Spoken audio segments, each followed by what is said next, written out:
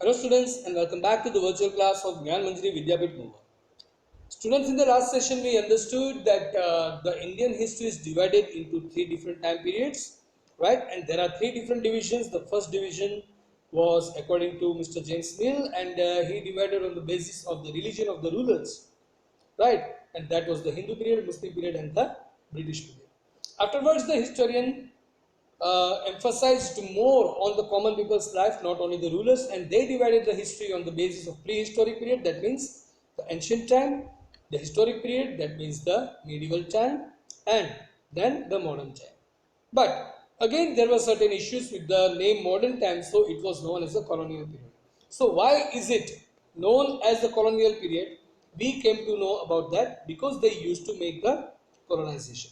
So before starting today's session, I want to do an activity.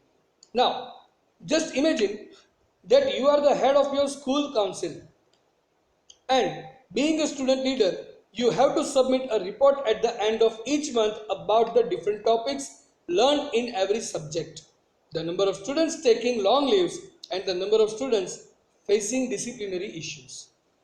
Right?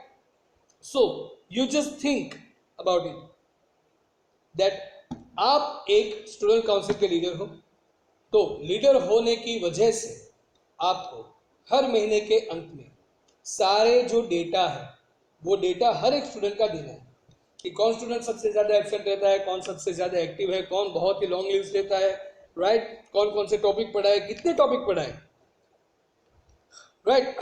तो आप क्या करोगे? ये सारे डेटा क्या आप लास्ट में एक दिन में बना पाओगे? No. For that you will have to maintain the records. उसके लिए क्या करना पड़ेगा? आप सबको रिकॉर्ड्स जो है वो मेंटेन करने पड़ेंगे, right. So you will have to list of the records that you will maintain. वैसे ही when we were under the British rule, ऐसे ही when we were under the British rule, the Britishers also kept certain records as well as certain Indian people also had certain records. और उसी records को कहा जाता है the sources. So आज के session में हम समझने वाले हैं the sources of the colonial period, यानी कि जब colonial period चल रहा था हमारे देश का, उसके sources क्या है उसके बारे में हम बातें समझने वाले हैं. So let's move further. So if you have the NCERT book, you can again read the page number 5 and page number 6, right? और वो रीडिंग के दौरान आपको क्या करना है? जो डिफरेंट ऑफिशियल रिकॉर्ड्स हैं जो ब्रिटिश रूल के दौरान बनाए जाते थे उसको अंडरलाइन करना है, right.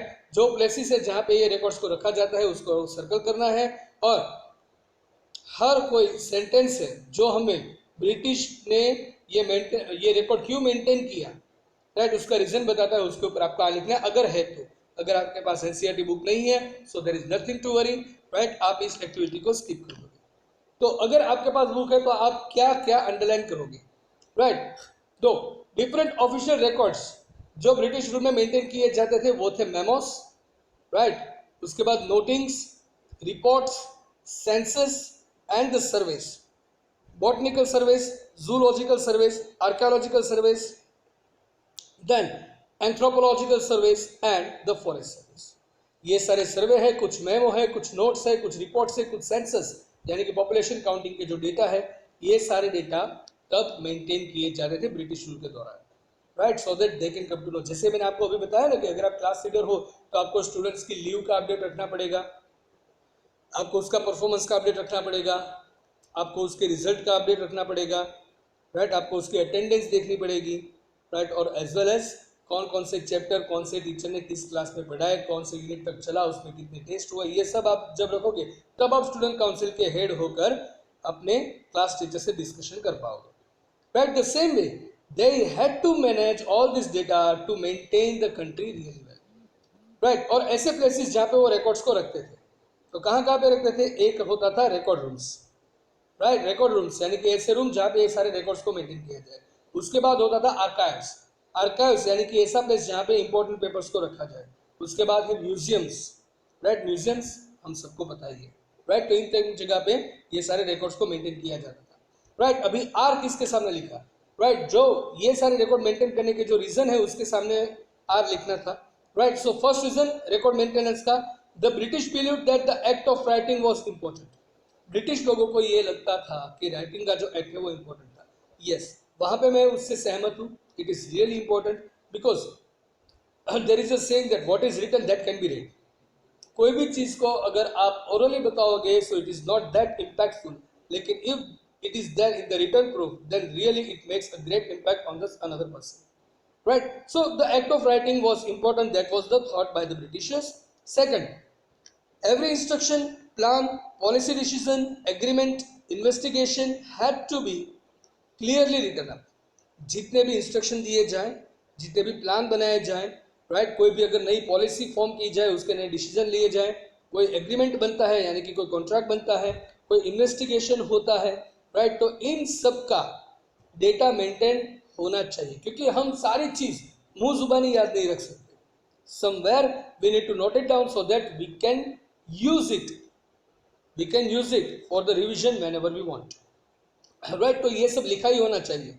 Once this was done, एक बार ये लिखा जाए, एक बार ये हो जाए, things could be properly studied and debated. तो इन सारी चीज़ों को हम प्रॉपरली रीड कर सकते हैं, उसको एनालाइज कर सकते हैं, उसको स्टडी कर सकते हैं, और अगर ज़रूरत पड़े तो उसके ऊपर हम किसी के साथ चर्चा भी कर सकते हैं. राइट, से फॉर एग्जाम्पल मैं आपको जो समझा रहा हूँ वो आप लिख नहीं रहे हो, तो आपके पास ऐसे पॉइंट्स बहुत कम होंगे कि जो मैंने सिखाए थे. लेकिन आप सारे नोट्स लिख रहे हो, फिर आपको पता चलेगा अरे यार सर ने ये बोला लेकिन ये तो समझ में नहीं आया. तो जब ये सिचुएशन आएगा तब you would be able to ask me clearly that sir you said these words into this particular lecture and I couldn't understand, so that we can make the debate, we can make the study of that. Okay, और उसके बाद जो reason है वो ये लिखा है, the British believed that a country had to be properly known before it could be effectively administered. British rule जो था उस दौरान ब्रिटिशर्स ये हमेशा बिलीव करते थे कि किसी देश को चलाने से पहले उसको जानना बहुत ही जरूरी, इसीलिए वो सर्वे भी करते थे. एक और रीजन है, the effort was to know the topography, the soil quality, the flora, the fauna, the local histories and the cropping pattern, all the facts seen as necessary to know about to administer the region. किसी region को जानने के लिए, किसी region को चलाने के लिए, उसको मेंटेन करने के लिए, उसके ऊपर रूल करने के लिए पहले तो उस रीजन को जानना जरूरी है. राइट, तो ये सारे एफर्ट्स, आर्काइव्स, राइट, फिर रिकॉर्ड रूम बनाना, ये सारे रिकॉर्ड्स को मेंटेन करना, ये सब क्यों किया जाता था? Right, the main intention was to know the topography. वहाँ का जो पूरा कल्चर है, वहाँ का पूरा जो कंस्ट्रक्शन है, ये जो पूरा एरिया है, राइट, उस एरिया की टोपोग्राफी क्या है ये समझने के लिए ही ये सारे एफर्ट्स थे. इसके अलावा वहाँ की सॉइल की क्वालिटी कैसी है, कौन कौन से वेजिटेशन मिलते हैं, कौन कौन से एनिमल स्पीशीज मिलते हैं, राइट, लोकल हिस्ट्री वहाँ की क्या है, राइट, वहाँ की क्रॉपिंग पैटर्न क्या है. क्योंकि मैंने आपको प्रीवियस सेशन में ही बोला था कि इंडस्ट्रियलाइजेशन के बाद उन लोगों को रिसोर्सेज की ज़रूरत पड़ी, और रिसोर्सेज को पाने के लिए ही वो किसी देश से इंपोर्ट ना करके उसको कंकर करके उसका ही कॉलोनी बना देते थे. राइट, ऐसा नहीं कि चलो इंडिया के पास है तो वहाँ से परचेज करके आए, नहीं, इंडिया पे अटैक करके इंडिया को हमारा कर लो, फिर वहाँ से जितना चाहे यूज़ करो. Right, they used to make this colonies. So ये सारी जो चीज़ें थी, राइट, ये सारी इंफॉर्मेशन वो लेते थे, राइट, और यही इंफॉर्मेशन उनके लिए बहुत ही ज़रूरी थी. Right, so now the official records. Official records क्या होता है? Official records are the records maintained by the British officials for administrative purposes. Administrative यानी कि देश के संचालन के हेतु के लिए जिन जिन रिकॉर्ड्स को मेंटेन किया जाए उसे ऑफिशियल रिकॉर्ड कहा जाता था, और वो बेसिकली ब्रिटिश ऑफिशियल्स मेंटेन करते थे. These records give us information that British thought was important. Right? ये रिकॉर्ड जो है वो हमें इंफॉर्मेशन देता है कि ब्रिटिश थॉट जो थे, राइट, उसका इंपॉर्टेंस क्या था.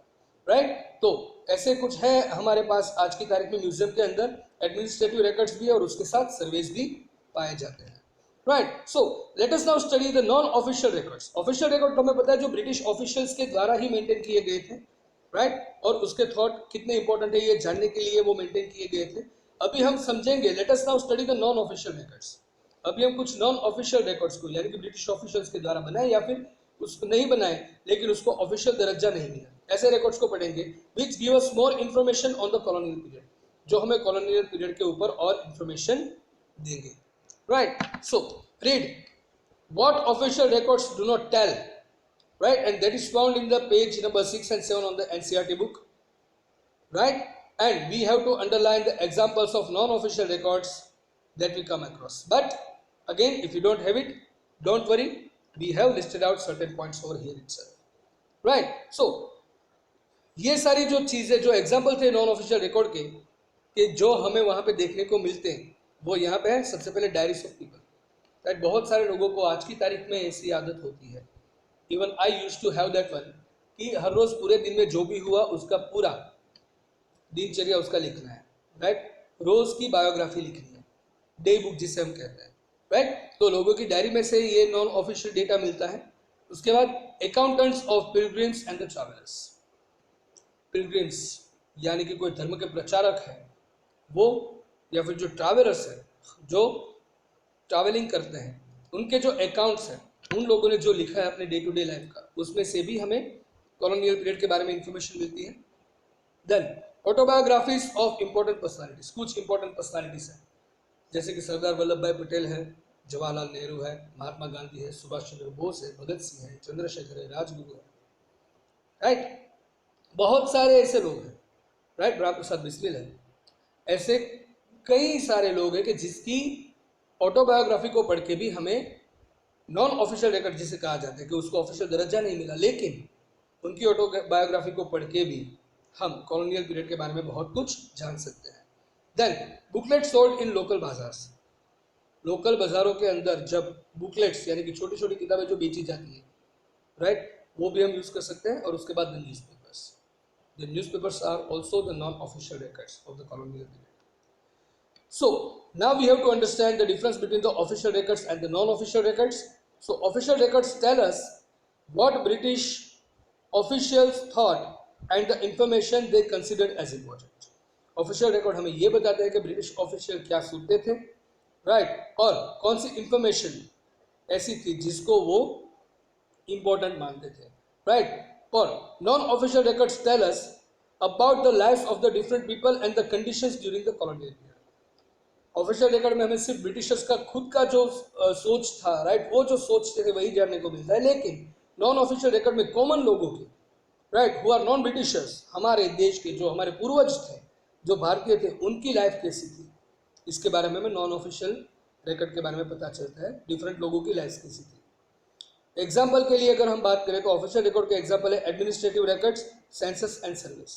और नॉन ऑफिशियल रिकॉर्ड के अगर हम एग्जाम्पल देखें तो newspapers, diaries, booklets and accounts of the pilgrims, right? So these are the main differences of the official and non official records. तो उसके बेस पे now you have to give the answers to this question. Census is an example of blank records. हमने पहले देखा है कि census कौन सा रिकॉर्ड का एग्जाम्पल है, ये लिखना है. Second, which resources give us information about the lives of different people and conditions during the colonial period. Colonial period के दौरान अलग अलग लोगों की ज़िंदगी कैसी थी, उसकी हालत कैसी थी, वो हमें कौन से रिसोर्सेज से पता चलता है, ये भी आपको आंसर करना है.